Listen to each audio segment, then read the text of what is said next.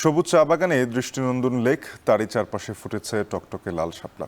মনোরম দৃশ্যটি দেখতে প্রতিদিন আসছেন পর্যটকরা। হবিগঞ্জের চুনারু ঘাটের শাপলা লেকটি সবার কাছে এখন অন্যতম এক আকর্ষণ। বিস্তারিত জানাতে সেখান থেকে সরাসরি যোগ দিচ্ছেন কাজল সরকার।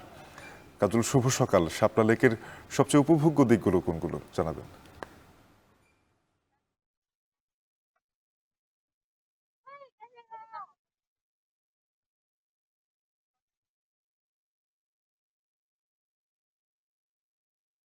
শাফিন, দেখুন, সবুজ চা বাগানে কুয়াশায় ঢাকা সবুজ চা বাগান, একই সাথে এই চা বাগানের মাঝেই কিন্তু একটি দৃষ্টিনন্দন লেক, আর সেই লেকে হাজার হাজার লাল শাপলা ফুটে আছে, যেটি দৃশ্য আসলে মুখে বলে তার সৌন্দর্য আসলে বোঝানোর মতো না।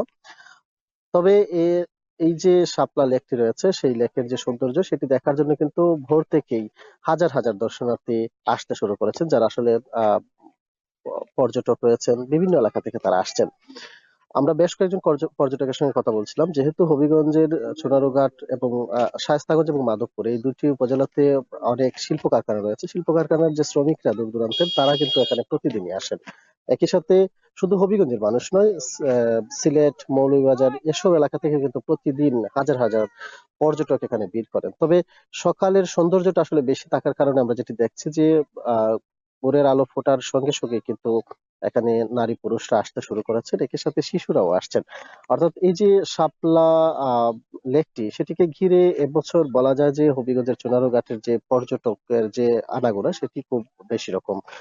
যদিও এই শাপলা বিলটি আহ আমরা যেটি দেখেছি আরো 2 বছর আগ থেকেই এটি প্রকাশ্যে আসে, তবে এই বছর আসলে সামাজিক যোগাযোগ মাধ্যমের কল্যাণে কিন্তু সিলেট বিভাগে আসলে সেটির সৌন্দর্য ছড়িয়ে পড়ে, যে কারণে এখানে পর্যটকরা ভিড় করছেন। আপনি যদি আমার পেছনেও দেখেন, অসংখ্য পর্যটক এখানে ভিড় করছেন। তবে একটি বিষয় আসলে পর্যটকরা খুব প্রকাশ করছেন, যে অনেকেই এখানে এসে শাপলা ছিঁড়ে নিয়ে যাচ্ছেন। এই বিষয়টি আসলে অনেকে দুঃখ প্রকাশ করছেন। যদিও প্রশাসন বলছে যে এটিকে আরো যেন সংরক্ষণ করা যায় বা সৌন্দর্য সেটিকে বাড়ানো যায়, সে ব্যাপারে তারা কাজ করবেন। হবিগঞ্জের চুনারু ঘাটে শাপলার লেকের সৌন্দর্য উপভোগ করতে ভোর থেকেই আসেন দর্শনার্থীরা। এই বিষয়ে জানাচ্ছিলেন সহকর্মী কাজল সরকার।